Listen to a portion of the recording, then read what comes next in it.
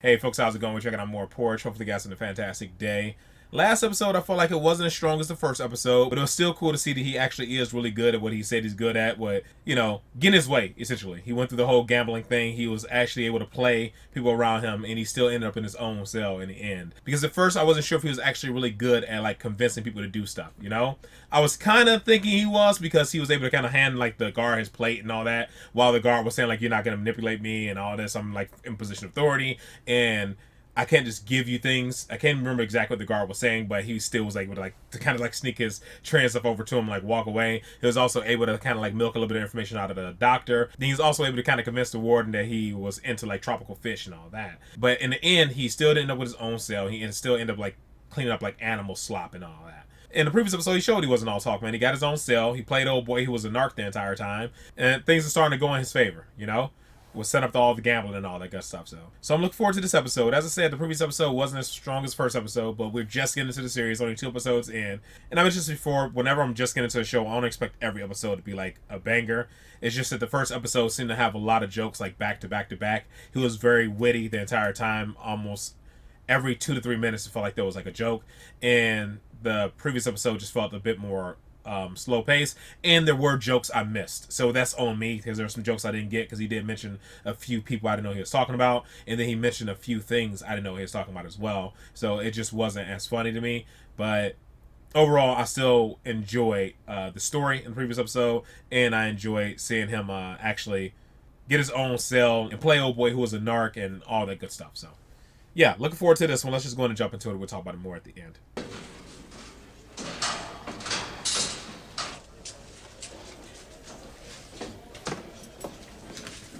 Hello, Fletch.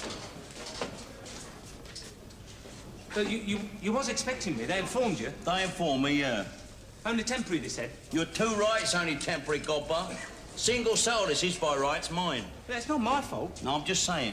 I wonder how long he got by himself before he moves. Only temporary. All right, dump your stuff. Don't stand in my light. Go on, get out of it. Is this where you want me to sleep? What? Yeah, of course it is. Yeah, you're on the bottom bunk, yeah. Well, if you wouldn't mind shifting your stuff, I What? could... Oh, dear. God almighty. Not my fault. So you keep saying. They had a riot on my landing, and my cellmate, Banksy, was one of the ringleaders, set fire to his mattress, and mine. Egg case, that, Banks. It's being transferred. Egg case. Hey, it weren't a bad bloke to share a cell with. He was always very nice to me. He showed me the ropes, taught me cribbage. Never displayed no violence. Oi. He smuggled this kitten into his cell, and from the way he handled it, you could see the gentle side of his nature. Before he lit his mattress, I heard he threw a screw off a top landing. Well, he weren't hurt. He hit the safety net. That, Godber, is somewhat academic, isn't it? The fact remains that a 15-stone prison officer was hurled off the top landing by your cellmate, Mighty Joe Banks. Well, only because he said he couldn't keep the kitten. I can't see that cutting much ice with his parole board. Can't see the arm myself. Well, look, it's rules. That's what the arm is. It's just rules, isn't it? It's prison procedure, isn't it?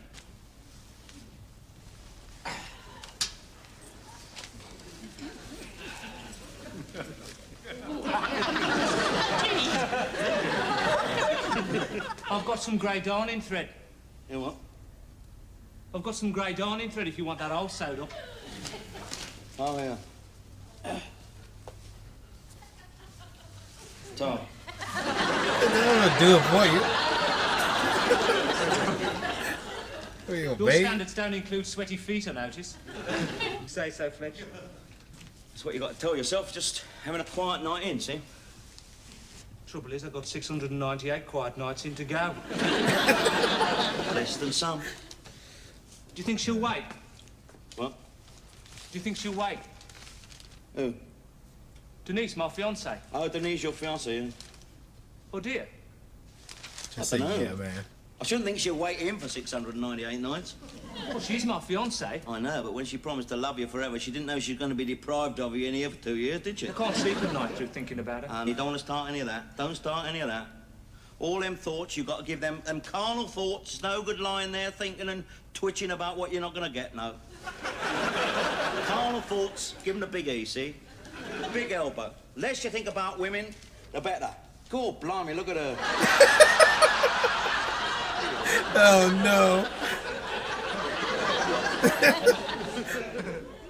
Beauty Queen shocks council. They put that kind of stuff in the Lovely newspaper, Sharon man. Spencer, 22. She's more than 22, isn't she? Look at them, they're more like 44, ain't they? Each. Shocked the town council when they learned that she played the top title role in the new sensational film, The Virgin and the Vicar. I wonder which she played. Had we known, said a council spokesman, we would never have crowned her floral queen. Although I did take some provocative Polaroids of her when we were caravanning in the Gar Peninsula. Did you? Yeah, nothing mucky like. You know, she was just expressing herself, posing like. You know what I mean? Look at that.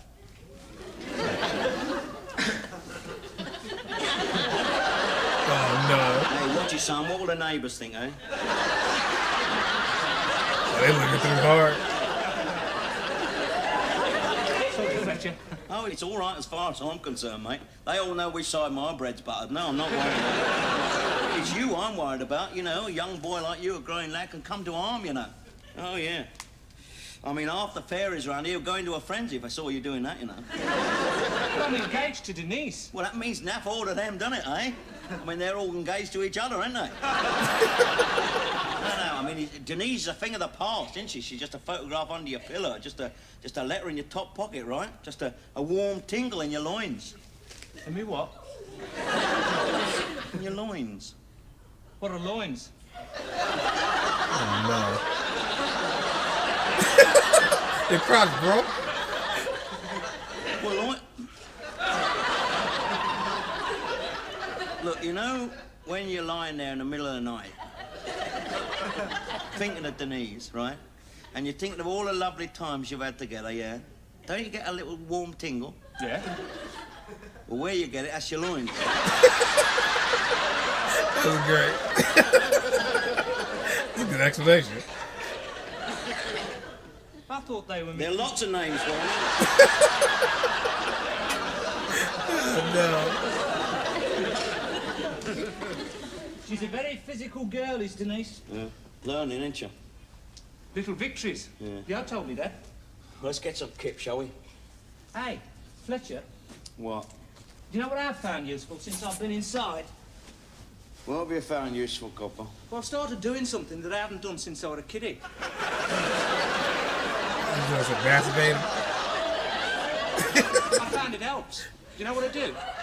I shudder to think so. I pray.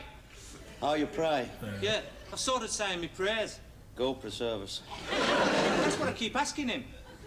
So if you don't mind, If you must.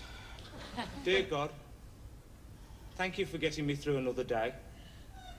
Thank you for the letter from Denise and the licorice all sorts. Please look after Denise in your infinite wisdom. And the same applies to me, Mum, Dad, wherever he is. And my Auntie Vi and Uncle Donald, Uncle Les and Auntie Con.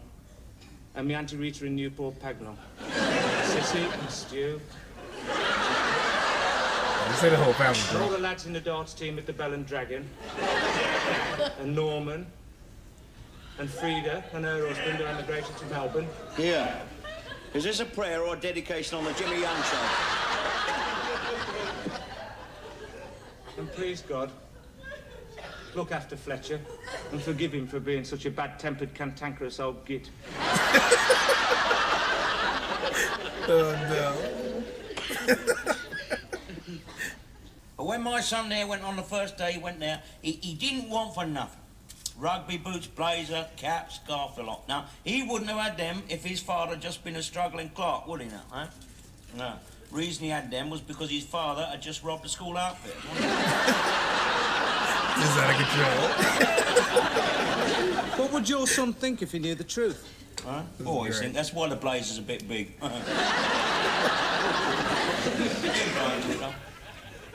So you just do it for your family, then?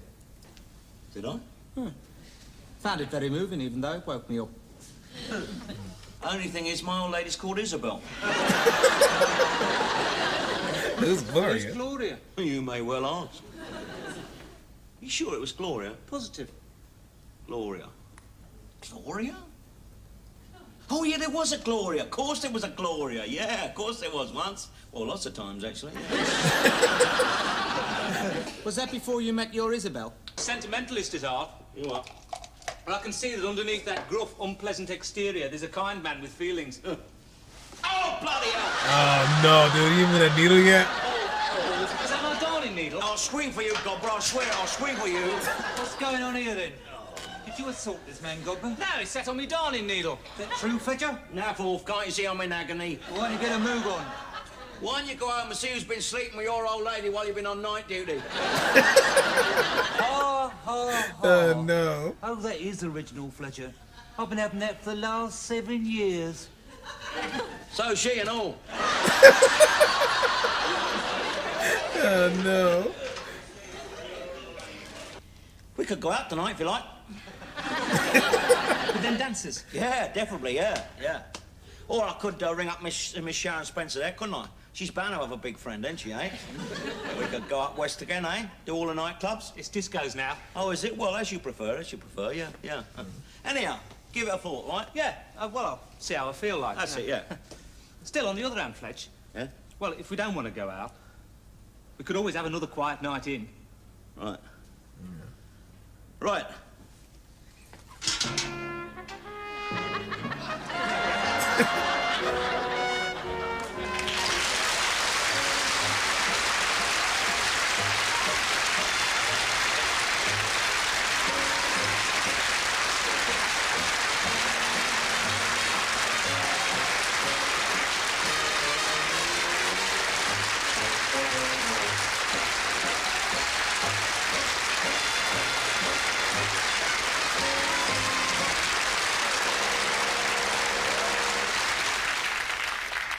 Man, this is a really good episode. I enjoyed this a lot, man. I love watching them grow together. And in general, Fletcher's a good guy, man. He made Prison seem like it wasn't going to be that bad when he first met the two guys.